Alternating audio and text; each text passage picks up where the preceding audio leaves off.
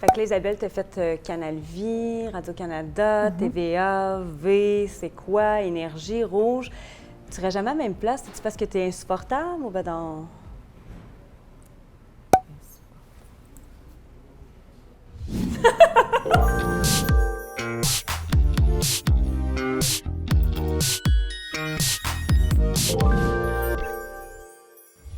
Bonjour, Mélissa Normandin-Roberge, entrepreneur, conférencière, coach et experte en paillettes. Avant d'aller plus loin, je vous invite à visiter le www.melissanormandin-roberge. Il y a plein de cadeaux gratuits, c'est extraordinaire. Yeah. Je reçois la préférée de mon père. Mon père capote sur elle.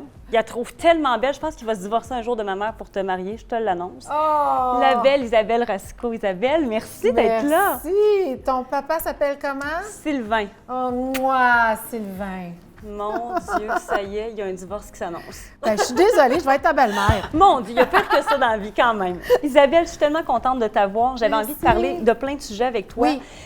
Bon, je l'ai dit d'entrée de jeu sur un ton un peu sarcastique, mais tu as été partout. Tu as fait tous les postes. Et souvent, la réalité d'entrepreneur, mais aussi des femmes maintenant, on est appelé à changer de soit de carrière ou de milieu. Comment tu as toujours dealé avec ça, peut-être cette insécurité-là qui vient avec ton métier? Bien, moi, il y a deux choses. D'abord, il faut comprendre que pour moi, dans la vie, le verre est toujours à moitié plein. Tu sais, j'ai cette chance-là de voir vraiment le côté positif des choses, mais il y a aussi le fait que moi, j'aime bien dire que je fais confiance en la vie. Et rapidement, la vie m'a prouvé que j'avais raison de croire comme ça. Parce que, oui, en début de carrière, tu as des contrats, t'en perds. Puis au début, ça cause une certaine insécurité, puis tu te dis, qu'est-ce qui va arriver? Et quand tu décides de t'abandonner puis de dire, OK, c'est correct, il va y avoir quelque chose d'autre, il y a toujours quelque chose d'autre. J'ai jamais manqué de travail de ma vie, ou bien j'ai forcé les choses, ou il y a des belles surprises qui sont arrivées, mais de part et d'autre, il y a toujours quelque chose qui arrive. Puis dirais-tu que justement que l'état d'esprit, ça vient justement avec le succès? C'est peut-être ça qui fait la différence entre les gens qui ont moins de succès ou qui en ont plus? Absolument. C'est sûr que, tu sais, ceux qui ont tendance à se mettre en état de victime, je pense que ça crée une énergie. Moi, je crois beaucoup à ça. Je crois beaucoup à l'énergie qu'on envoie puis ce qu'on reçoit en même temps. Alors, tu sais, je prône toujours d'être proactive dans la vie. Tu veux quelque chose, bien, arrange-toi pour aller le chercher. Puis peut-être que c'est pas exactement ce que tu auras souhaité, mais ça va peut-être t'amener ailleurs, puis ça va peut-être te faire découvrir d'autres choses, puis ça va peut-être t'amener sur une piste à laquelle tu n'avais même pas pensé puis qui va être encore mieux pour toi. Mais tout est une question de comment tu entrevois les choses. Puis, tu sais, on peut voir un problème en disant que c'est une montagne, puis on peut se dire, hey, c'est une super belle montagne, je vais la monter, puis on va voir combien de temps ça va me prendre, puis jusqu'où je vais me rendre, mais au moins, je vais avoir du plaisir, puis c'est l'aventure qui devient intéressante. As-tu à gérer quand même des déceptions? Tu sais, même si on est dans un état positif, comment on gère ça, justement? Oui, c'est sûr. Bien, la déception, moi, je me donne le droit d'être déçue, d'avoir de la peine, d'être frustrée, mais je ne garde pas ça longtemps. Moi, tu sais, si j'ai pleuré, je vais être frustrée, je vais me prendre du vin, je vais passer la soirée à chialer, puis ça va peut-être me prendre 24 heures ou une semaine, mais il ne faut pas que ça dure longtemps.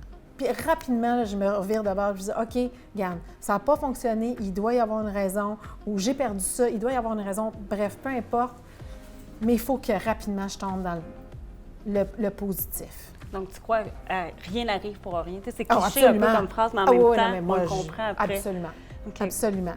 La vie m'a montré que c'était vraiment ça. Et là, tu as parti un projet d'entrepreneur. Oui. Qui est Picoum. Mais oui, je sais un peu dans quoi je m'embarquais.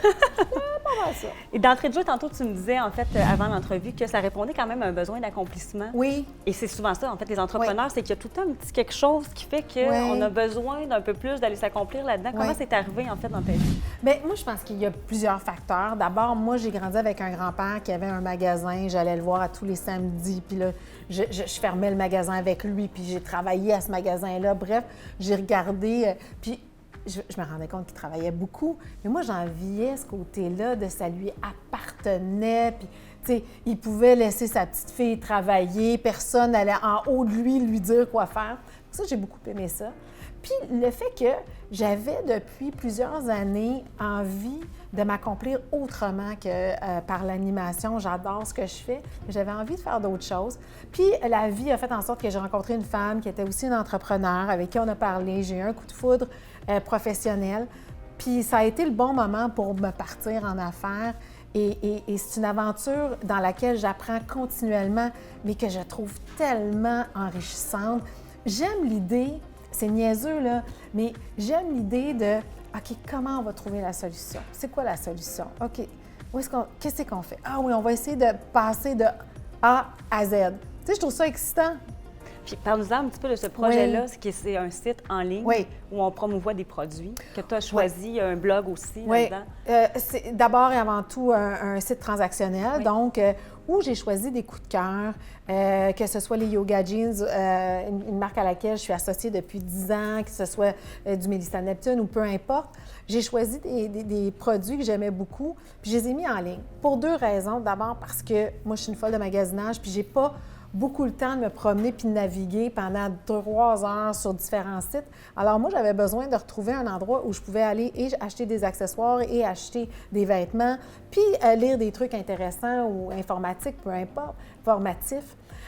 Donc, c'est la raison principale pour laquelle j'ai créé ça. Puis en même temps, moi, j'ai eu la chance, avec les dernières années, de travailler avec différents designers, de les promouvoir en faisant flash, puis en faisant 2 filles le matin et tout ça. Et je me disais, il faut continuer à encourager l'achat local. J'y crois. On a tellement des produits extraordinaires qui se font au Québec, au Canada. Puis moi, j'avais envie de participer à ça en disant, hey, on doit encourager les nôtres. Puis tant mieux si, là, des fois, j'ai des commandes de l'Australie, j'ai des commandes un peu partout. Je suis contente parce qu'ils achètent des produits québécois. Je trouve ça hot!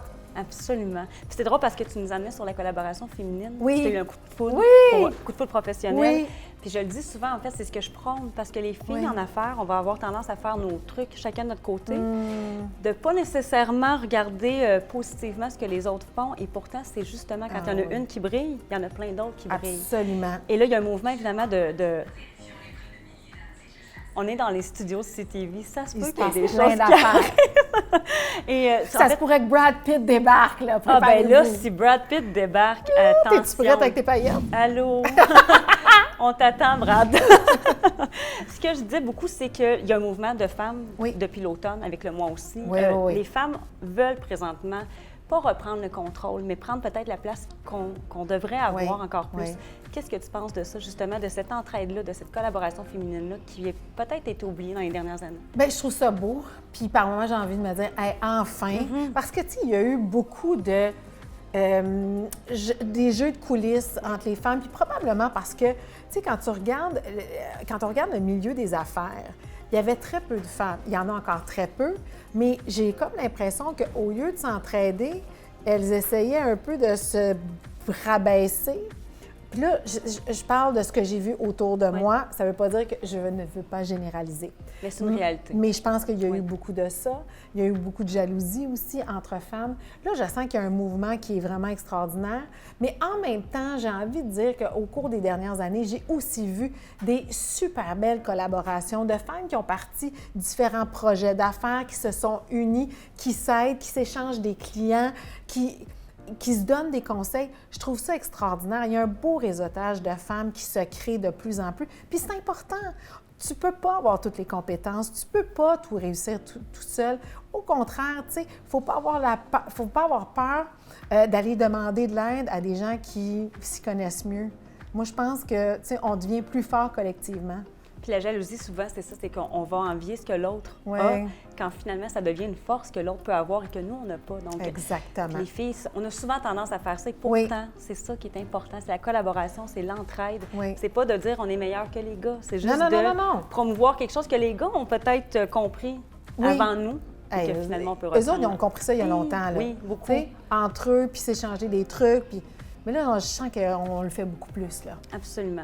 Et évidemment, je ne peux pas m'empêcher de te demander, parce que le mouvement Paillettes, c'est d'affirmer son unicité, d'affirmer son côté brillant, de ne pas éteindre tout le monde à côté et de peut-être avoir le spot quand on a envie de l'avoir. Toi, ton côté paillette, en quoi Isabelle Rasco est une paillette? Oui. Bien, moi, je te dirais que je pense que c'est la résultante de ce que j'ai vécu. Je pense que ce qui fait mon unicité, d'abord, tu sais, physiquement, je suis le mariage de noir et de blanc. Et pour moi, ça m'a amené toutes sortes de choses. C'est comme si, des fois, j'ai l'impression que je suis le mélange de deux milieux. Et j'aime dire que j'essaie d'aller chercher le meilleur des deux mondes. Fait que moi, c'est pas que j'ai misé là-dessus, mais je l'ai utilisé dans la mesure où c'est ça qui m'a démarquée.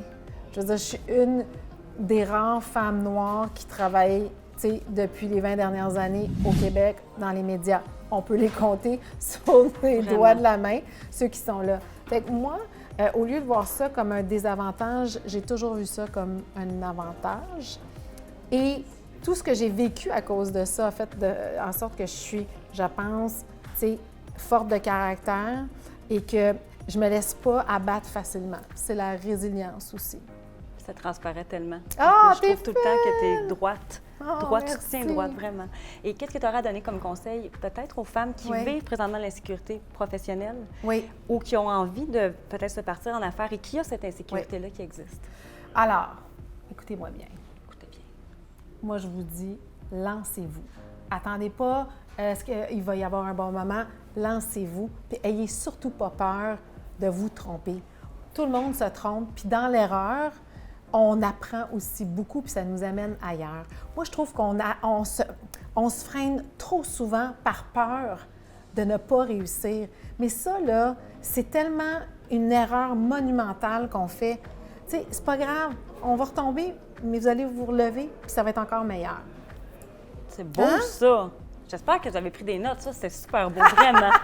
Isabelle, je t'ai choisie vraiment comme une personne extrêmement inspirante, premièrement. Mon Dieu, merci. Mais surtout, c'est que, écoute, c'est drôle que tu me parlais tantôt de l'état d'esprit parce que c'était ça, en fait, c'est ton côté positif. Tu es tout le temps rayonnante, tout le temps souriante. Elle est peut-être bête quand les caméras se ferment, on le sait pas. Je suis vraiment bête. Mais en fait, non. Écoute, ça paraît dans tes yeux. Tu as toujours l'air de... Tu sais, la vie est comme ça, puis go with the flow. Et vraiment, je trouvais ça important que les femmes t'entendent parce que tu es réellement un exemple. Vraiment. Mon Dieu, merci. Non, mes pour enfants vrai. disent pas la même chose. Mais... On salue tes Merci. enfants. Oui. Merci énormément, Isabelle. C'est un réel plaisir. Merci, c'est tout! C'est tout! Bon, On se dit à bientôt pour une capsule paillette. Bon, fait qu'on va prendre notre vodka. Vodka paillette. Cheers! Il n'y a vraiment rien là-dedans. Elle est vraiment insupportable. Insupportable. Allez, on va jouer dans le district 31 tout de suite. Hey, attends pas, là. Donnez-nous une carrière cinématographique. On salue tous les grands bruns de cette planète. Oh, moi, Sylvain. Elle est vraiment insupportable.